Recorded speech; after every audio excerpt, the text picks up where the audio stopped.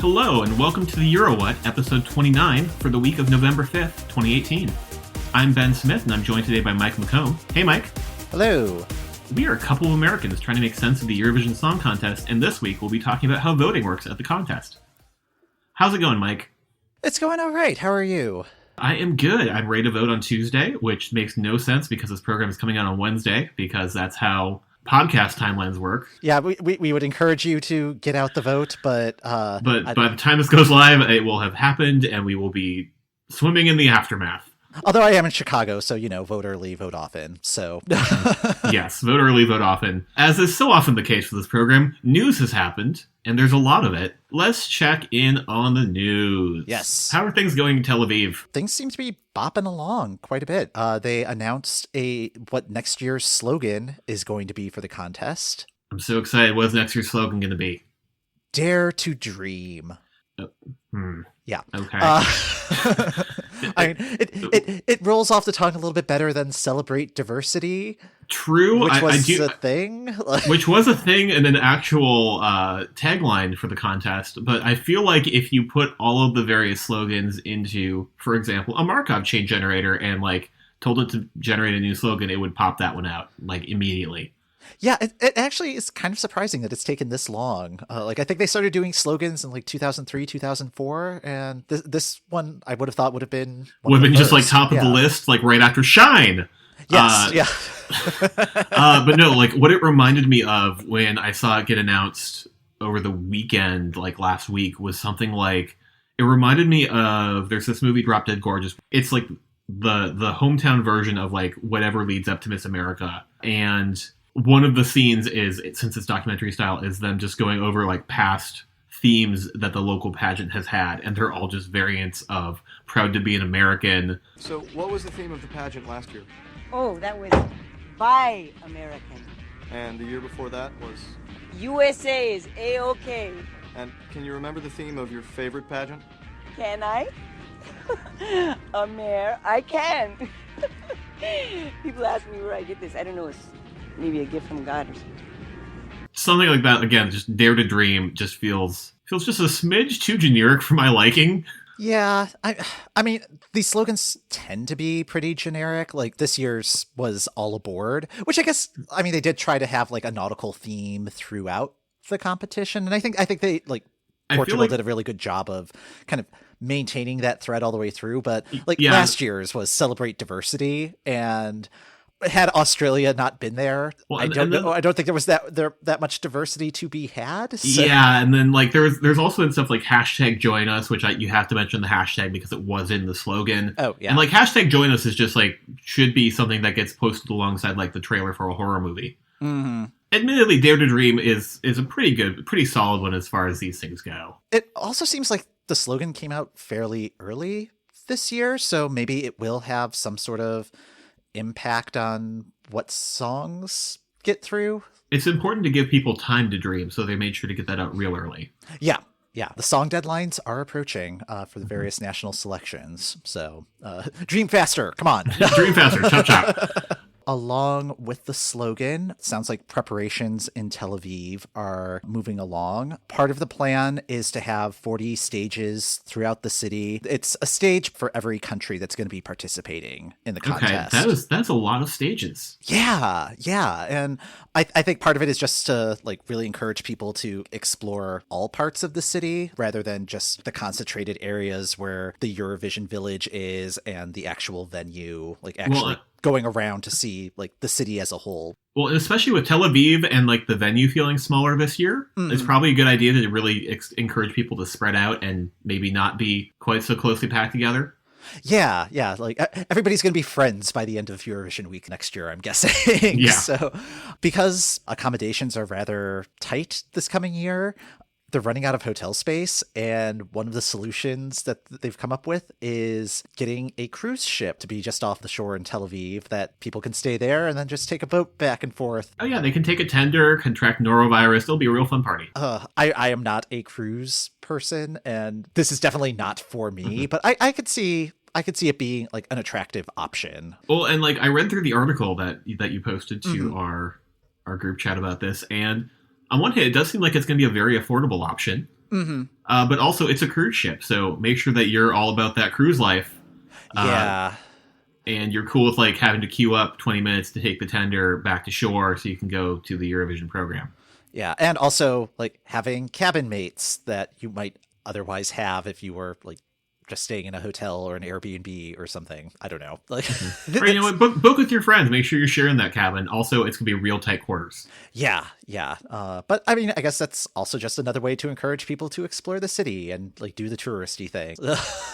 But still, just having to go out on the water, particularly if it's like after you're going to the semifinals or the finals, like that could be like having to deal with a cruise ship at like 2 a.m. Like that just does not sound like an attractive option. So it sounds like we have a slogan. We have a cruise ship. Do we have any news on the venue yet? We have a stage designer lined up. Okay, cool. Yeah, it's Florian Wieder, who has designed Eurovision stages. I think this is his 6th one since 2011. He did Portugal this year. Which was really well received and that nobody had any opinions about it at all. Yeah, if you recall, it's either last episode or the episode before, one of the organizers in Tel Aviv was complaining a lot about the stage in Lisbon this year. So that must have been fun at the job interview. Yeah. In the article that reported that Florian Wieder was selected, it included a sizzle reel of all of the different stages that the firm has designed. And number one, it was just really cool to just kind of see this sort of presentation because I'd never seen a reel like this before. And yeah, like a lot of really cool designs, like X Factor in a number of countries, including US X Factor, MTV Music Awards. I think the Grammy Awards might have been in the mix there. But yeah, if you are a fan of the like glowing floor technology, this firm knows how to do that. So this firm can hook you up, and it sounds like they have a lot of experience with sort of large scale musical events, which is good. Mm-hmm. And that's probably why they're your go-to Eurovision staging experts. Yeah, it'll be cool to see what they come up with, particularly with the challenge this year of having such a small venue to work with that they still need to have be like just this dynamic stage. And one of the ideas that's floating around is using triangles sort of in the style of the Star of David that maybe like moving around either between performances, maybe during performances, who knows. Yeah, I've not seen any final design ideas, but that was one that was floating around once the firm was named. I kind of want to sit and wait for more info on that one, but just triangles, I'm on board with triangles. Okay, so we got done in our last episode talking a lot about the reality show aftermarket system. Mm-hmm. How are things doing in the reality show aftermarket system, Mike? Well, in this edition of the Ex-Eurovision Contestant Factor... Oh, that's very good. I like that. Oh, thank you. Brendan Murray is still on UK X Factor. And okay. Yeah, it's been a rough couple of weeks, I'm going to say. Last week's theme was guilty pleasures. Okay, I already don't like that. Music is not a guilty pleasure. Like the things you like, it's fine. Yes, exactly. And also, a number of the songs that were selected aren't really guilty pleasures. Anyway, Brendan did Cher's Believe, a song that like introduced autotune and reinvigorated the music industry. So, guilty pleasure. Yes. But then he like totally Brendan Murray'd it. So it was just so... If you're not on a vocoder in like 30 seconds in that song, get off the stage. Yeah.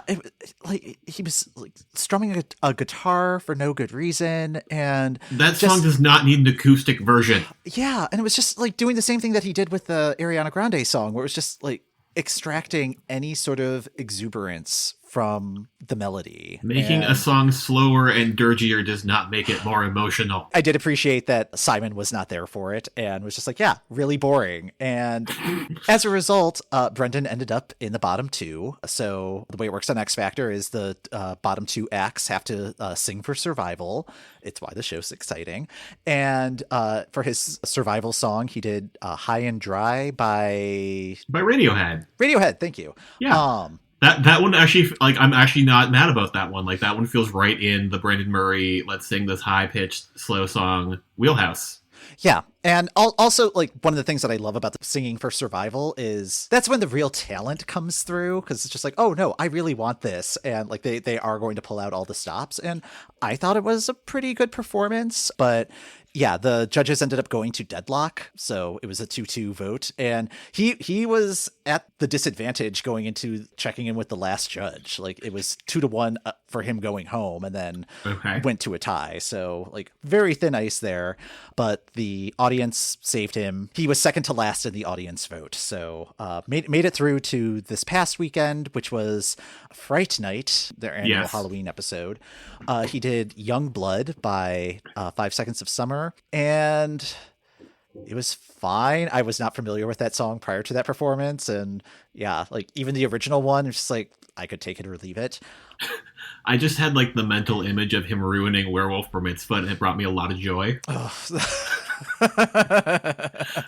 And also specifically a non-Tracy Morgan, just replacing Tracy Morgan's vocals with Brendan Murray's vocals on that song. It was a departure. Like, this one, he was actually trying to go for something poppy, and I don't think it was the right song choice, but it was good to hear something different. But yeah, apparently there were a whole bunch of audio issues that were happening on ITV that were causing a number of the contestants to sound like Daleks from Doctor Who. So which is a BBC property, which is a major factor for ITV. Yeah, it was just problems all around, and it was really weird because it wasn't a live episode. Like, it was a pre-recorded episode, so I'm not sure what was going on there. But they had to throw out the voting from Saturday and just do all of their voting during the results show. He made it through fine. Like, he was not in danger for elimination. He continues on the program. Yeah, I mean, part of it is his mentor is one of the guys from One Direction. I was watching the video. I'm like, is that Louis Tomlinson from One Direction? And I think it is. Yeah, so it might be one of the other ones. Please do not send us emails correcting me. No, it is Louis. Okay. And I'm pretty sure that he'll be safe as long, because the One Direction fandom is still quite strong, and they want their opinions to be known. So no, I was recently at an all ages concert and was reminded that usually I show up like 15 to 20 minutes before the show, and I have a very good like standing position on the floor of like our local big concert venue. With an all ages show, you have lots of teen girls who will wait there all day. Yeah. So if anything, Brendan should be able to make it to at least the halfway point. Like, I was genuinely surprised that he was up for elimination last week, just because, like, I thought the One Direction fandom would carry him through at least until like they had to start like kind of cannibalizing that section. And this is why we can't have an X Factor podcast, because I'm just going to start getting into like the weird game theory of this. So why don't we move on? Yeah, let's move on. Thank you for the thanks for the X Factor, Mike. You're welcome. So this week in boycotts, our favorite other segment that we do on this program, because there was a whole hullabaloo a few months ago about where things were going to be hosted. This week in boycotts, the Irish Labour Party wants the RTE to withdraw if the contest is held in Jerusalem, and boy, do I have good news for them. Yeah. So the fun thing about the legislative process is that you can put something on the docket like many, many, many weeks ago and then forget to take it off when like the thing that it's against doesn't go through. And that's what's happened here. I suppose things could change. I mean, anything can happen. Yeah. But I think for all intents and purposes, we should just assume that it's going to be in Tel Aviv. And, yeah. I mean, everybody seems pretty clear at this point that is the case. But the Irish Labour Party, I believe one or two other political parties have similar motions, like encouraging this. And like, these are non-binding resolutions. It's just like this is a strongly worded letter to the editor. Yeah. Yes. I have a feeling this may be the last in the last hurrah. Discussion. Yeah. Yeah, because I mean, things seem to be moving forward. RTE is pretty solidly set on. Yeah, like most of the networks are like, yeah, guys, we're still going to go. Also in the article, which we'll have linked in the show notes, they mentioned that the Labour Party is like the fourth biggest party, so I don't know how much sway they have, although this gets into like coalition governments, which we do not know about. This gets into like whole weird voting issues, which, speaking about whole weird voting issues, let's talk about this week's main topic. Yeah. Let's talk about voting that doesn't have as dire of consequences. Yeah, that makes me less jittery about the state of our nation. Yes. Voting at the Eurovision Song Contest. So, this Eurovision Song Contest has been around since 1956. In 1956, how did they do the voting? You had 2-member juries for each nation. And what they did is they had 2 points to award. They could award those 2 points to whatever entries they wanted to, including their own country.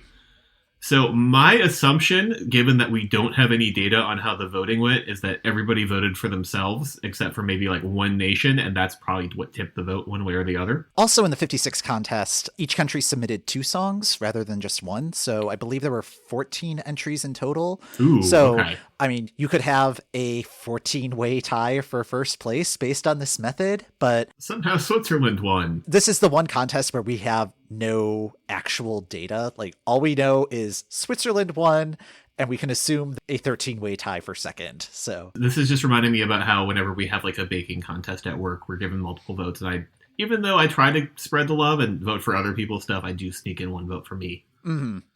We tried, everybody has 2 points and they can give it to whoever they want. That probably didn't work because they immediately redid the voting system next year. And we have the era of playing favorites. From 1957 to 1961, each jury had a pool of 10 points to distribute however they wanted to. For a breakdown of what that looks like, you have in 1957, Switzerland, for instance, gave 7 points to the Netherlands, 2 to the UK, and 1 point to Belgium. The UK gave 4 countries 2 points each and 1 point to Luxembourg and Netherlands. So like a nice spread. yeah. Okay, cool. Anyways, that lasted from 1957 until 1961. And 1962, they're like, okay, let's simplify this. Let's define this rather than just like 10 points you can assign willy-nilly. Give me your third place, your second place, and your first place. We'll give the top one 3 points, the second one 2 points, to the third one 1 point. That immediately got redid the next year in 1963. They did 5, 4, 3, 2, 1. So you have 5 nations getting points. That apparently was still not to the liking of who ran things in 1964 because they completely redid the scoring system and it stuck around for 2 years. And it's really, really confusing. Like, I did a double take at this, but it's like, okay, so rather than giving points to 5 countries, you can give points to 1, 2, or 3 nations. If you want to give points to one nation, they get all 9 of your points. If you want 2 nations, the top one gets 6, the second one gets 3. If you want to give it to 3 nations, 5, 3, 1. Maybe it's just the way that my brain works, but it's like, oh yeah, this makes total sense to me. This is normal. This is like, normal and fine. Yeah, just make it as Baroque as possible. And yeah, then there's no reason to fix it. So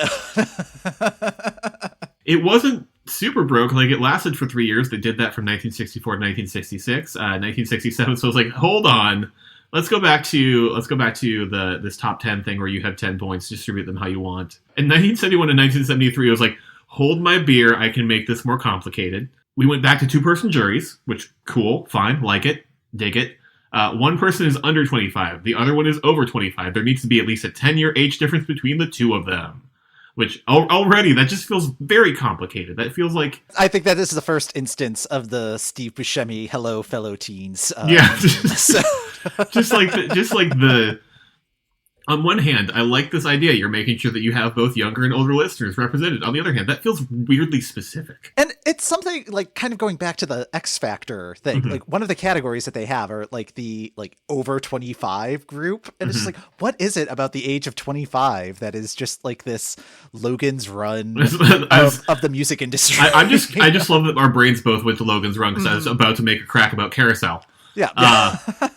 And part of this is me watching Hassan Minaj's new series on Netflix, Patriot Act, where he's talking about affirmative action and how having affirmative action directed hiring or place filling in college admissions is fine. Just saying we want to have this percentage of our student body represent this thing. It's really weird to say we need 2 black people now. Oh, yeah. Yeah, or it's weird to say we need 2 Bulgarians right now. Or we need 1 person who is under 25. We need 1 person who's over 25 but 10 years older than them. Like, that's just very specific. But anyways, getting back to how that voting worked after that weird train ride into the depths of my brain, is that each of those people voted and gave their 5, 4, 3, 2, 1, and they awarded 2 sets of 5 points, 2 sets of 4, etc., etc. That was very confusing, and they did that for 3 years until 1973.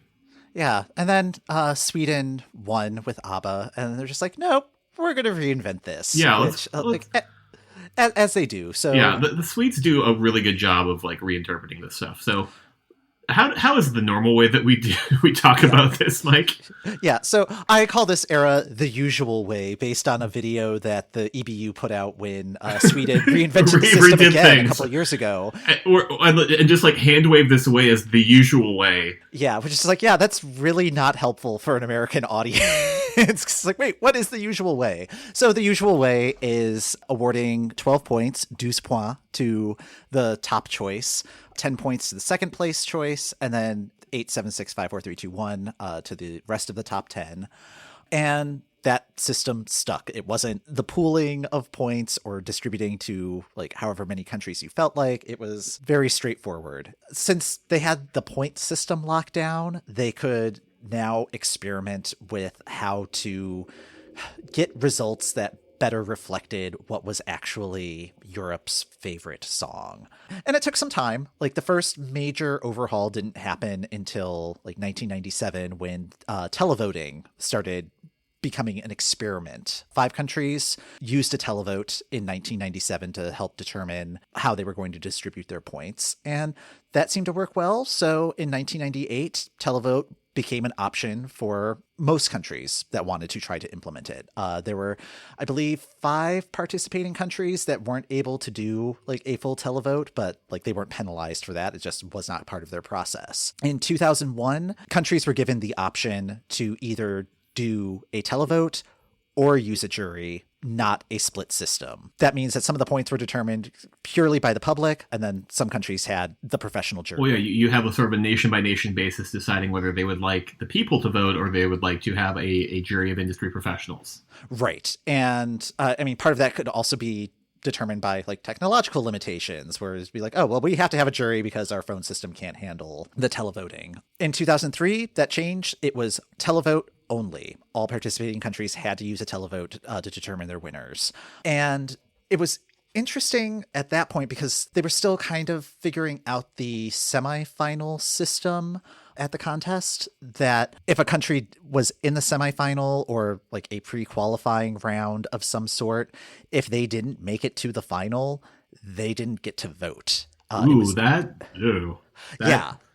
feels borderline unfair. A little bit, but I mean, it's also kind of consistent with like how the semifinals work today, where only the countries that are participating in that semifinal get to vote in that semifinal. True. So it'd just be the 20 to 25 countries that are in the final that would be voting in that final. So, I mean, an argument could be made either way. Yeah, I can get that. I can understand that. They changed that in 2004 so that any country that participated in any part of the Eurovision competition would get to vote in the final. I think that's probably the best way to go about it because you're getting data from a much larger sample. But yeah, and then by like 2009, we have something that feels very similar to what we see today, where it's like a 50-50 breakdown between a televote and a jury in a way that theoretically reflects both the people and the professionals. Right. And what was tricky about that system is it was 50-50 in that like the public had their vote, the jury had their vote, and then the scores were combined, and then from that combined score, it would give you your 12, 10,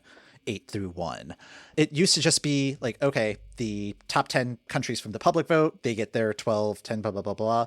And then the jury, and it's just from that top 10, and then combining the results, and then just seeing of that subset what were the top 10, which is a little weird. So in 2013, they tweaked it a little bit where all of the participating countries in that vote were part of the subset. So like if there was a semifinal with 15 countries in it, number 1 would get 15 points. Number 2 would be 14 points all the way down. So everything would be ranked. Right. And then it would be combined. So theoretically, if something came in last place with the public, but first place with the jury, there would still be the possibility that it could like squeak through. Yeah. Or at least get some points from that country, which was a pretty decent tweak. Well, and then you also have like weirder things. Like I think in like 2009 they were still doing this where you tabulate those things for both of them, and then like the top 9 would go through, but then the 10 would essentially be like a jury wild card.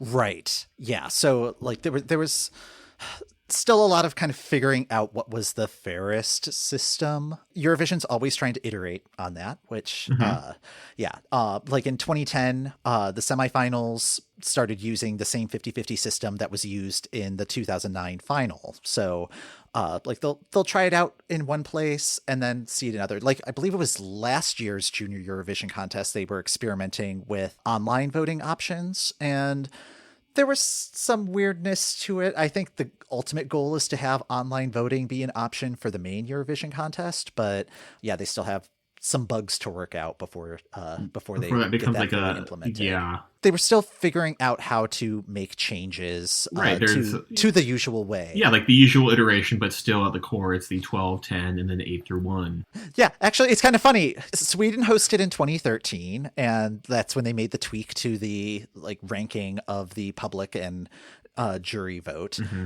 They hosted again in 2016, and they completely redid things again. And like Sweden seems to be the innovator here in the in the scoring system. Like they seem to lead the way, and everybody seems to be like, "Yeah, that's a good thing. We should do that." Since 2016, the jury gives their points separately from the televote. Those are separate elements. It's what they do in Melody Festivalen, which I liked when they did that in Melody Festivalen before they did it at Eurovision, because I thought it added a little bit of extra drama. It meant that you did need to go through all the votes and that things could get radically altered in sort of the final moments of the show, which as something that wants ratings, it's a very good thing to do. At present, the jury gives their points, and you go country to country, and they give you their 12 and their 10 and their 8 to 1. Usually you just see their 8 to 1 on the screen, and then they read off their 12 points. In 2018, they made a fun little tweak to sort of what we talked about with 2013, where you're giving sort of like you get a ranked list, you get 15, 14, 13, 12, etc. Rather than giving that like 15 actual points, they've done some like statistical wizardry basically to put things on a curve so that entries after 10th place aren't completely hampered by like one juror just like really hating their song.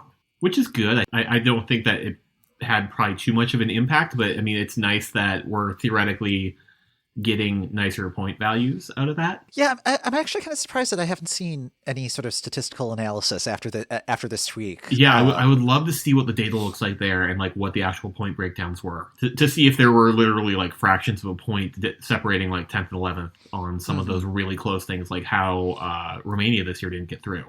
Right. I would love to see if there's like data that shows, oh wow, this really was a squeaker for whatever country made it through. But anyway, so the jury gives their points. We get that. We have that score. We have that top 3 list, and we're like, holy crap, how is Austria there? Because that's what happened this year. But then you have the televote, and the thing about the televote that's great is that they tabulate everybody's 12, 10, and 8 to 1 for each country's televotes, and then they add those all together and they give you the combined total, and they read from like the bottom of the list up, which is great because you get to see who placed last with the people. And I've got to say, like, being in the room when that happens is like just the gasps that can happen. Like in Kyiv, Austria, I think either the last country or the second to last country to get 12 points from like one of the juries. I believe it was Bulgaria's jury.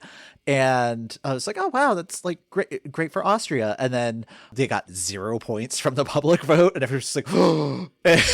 And yeah, like everybody, there were other favorites that people were just like, whoa, like this didn't get many points from the public at all. And it's just like really shocking and kind of fun. So it's fun. It allows you to see how music industry professionals' opinions differs from the public opinion. And again, like it seems like it's very fun in the room there. It's very fun in the room as an American, just watching this going, oh man, I thought that was going to do really well. Also, since the numbers that we're working with are like, they're just flying by so quickly. It's not like you can keep track of the math as it's going on. Because what was happening, particularly when Conchita won. Well, I think when Conchita won, I think about when Alexander Rybak won. Like we knew like 2/3 of the way through.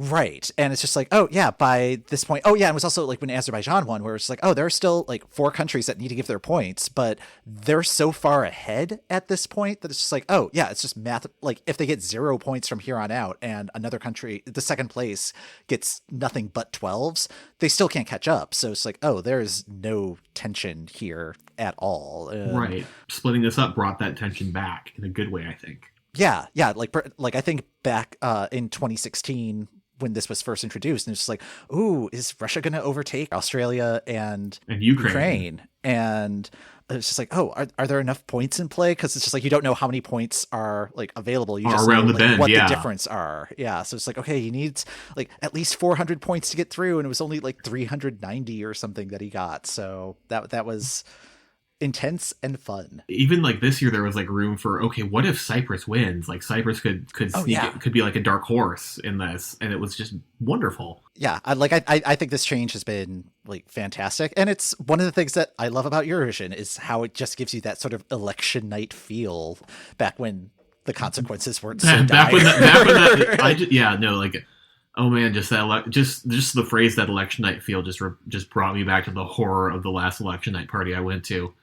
Man, this is great, and it seems like Sweden in particular leads the way in kind of innovating on these things. But I do like to see the way that they keep making little tweaks to see, hey, how does this work? Does this more accurately reflect a blend of what we're going for? But one thing that you also have to think about in terms of this is what happens if there's a tie. For many, many years of the competition, they did not have a backup plan for if that happened. And then 1969 happened, and there was a four-way tie between France, Netherlands, Spain, and the UK. Which is kind of nuts if you think about it, that number one, that a tie had not happened before then, and that the first time that there's a tie, it's a four-way tie. It is very much a tie. What they did that year is they're like, everybody wins. Well, and by everybody, we mean those four nations specifically. And then the next year, 5 countries boycotted for reasons that are probably not entirely related to just 4 countries won the previous year. Yeah. 1970, Spain got to host the contest, and this was when Franco was still in power, and Eurovision's not a political contest. Drink. This is one of those times where it's like, okay, we need to figure this out. I'm sure that there was a more formal process, but I do like the idea that Spain ended up hosting because they touched their nose last. Yeah. Oh no, I think Spain wanted it. Yeah, Spain probably yeah. wanted it. It was a different era. Anyways, so that happened, and suddenly they had to be like, okay, what is our backup plan for if this happens again? So now there is a countback system where once we have 2 nations that have tied, and they sort of count back to figure out who is the actual winner. As of 2016, when we had that wonderful split between the televote and the jury vote, the public vote outweighs the jury vote. That is sort of like the main tiebreaker. But if they're still tied after that, if they still have an equal amount of votes from both the public and the jury, that goes down to the country that received the points from the most countries. And that's a 2003 edition. If they are still tied, then they go down to which country received the most 12 points, which country got the most 12s from other nations, and if, heaven help us, they are still tied and it's the most 10s, and we keep going down until there's a dang winner. This was used in 1991 between Sweden and France. Sweden won based on their 10 points. So they do actually have to have the multiple steps because they can really just tie. And then as of 2008, they have that implemented for all places, not just first, which is how Norway got through in 2012 and Bulgaria didn't. Yeah, which was kind of a disappointment in retrospect because Bulgaria really turned it out that year. So yeah. Yeah, and Tucci was last in the points with Stay. Both of those songs were fine. We could go down into a weird sliding doors scenario, or what would happen if Bulgaria got through? They might have also placed last. Yeah, and it's not talked about as much in the semifinals, partly because it wasn't implemented, since it was only for first place, up until 2008, having to worry about the semifinals wasn't as big of a deal, I guess. Although, again, it was probably a case of, we don't have to think about this until we need to think about this. And I'm sure had there been a tie in 2007 for the last spot in the semifinal, they probably would have knocked it out. The same system. Yeah. At least they had some sort of plan to fall back on. But yeah, I think the ties haven't really been that much of an issue. You do sort of see it every once in a while if you really dig into the results from the various semifinals. Because when they announce the semifinals, they never announce the points. They just say these are the 10 countries that go through, and it's not until well after the fact that you actually see what the numbers are. And you'd be like, right, they don't drop the numbers until after the final has happened because they don't want that to sway things. Right, yeah, and and it doesn't really make a difference if a country came in 6th place or 7th place in the semifinal. They got to the final. That's where it actually counts. So exactly. Anyways, that's voting, and I just love that there's a deep rich vein of stuff to talk about just because of the many myriad ways they have just kind of like tweaked and said, okay, does this work? How about this? Mm-hmm. Part of the reason that I think it's helpful to go over this is like I think of the Eurovision party that I had in 2016, and my friends who had not seen Eurovision before and were like watching the results are just so overwhelmed by all the numbers, and it's like, what is happening? Why is this happening? What do these numbers mean? And yeah, like there's a lot going on, but I think they've landed on the most straightforward system that gives the most accurate result. I don't know what they could do to make this more accurate. I don't know. Like, there's always a controversy of like people want it to be like 100% public vote, and other people who like still want the juries. Like, I like that the juries are part of the process because I feel like that's a nice sort of check and balance. Mm-hmm. Otherwise, we could have like a whole bunch of like yodeling rapping taking over the finals, which will get old after the fifth or sixth version of that. So. Especially if it's the same year, because then you're just diluting the vote. Exactly. Anyways, that's going to do it for this episode of The Euro What. Thanks for listening. The Euro What podcast is hosted by Ben Smith, that's me, and Mike McComb. That's me. You can find us on our website at eurowhat.com and on Twitter, Facebook, and Instagram at Eurowhat. If you'd like to contact us by email, we can be reached at esc@whatelsison.tv. We'd love to hear your questions and comments. You can subscribe to the Euro What on Apple Podcasts, Google Podcasts, or the podcast app of your choice. Word of mouth is still the best way to get folks to check out our podcast and listen, so be sure to tell your friends about the Euro What podcast. Rating and reviewing the podcast when you subscribe on the app of your choice also helps other fans find us, so please do that. We'll be back in a couple weeks to try and make sense of what's new in Eurovision.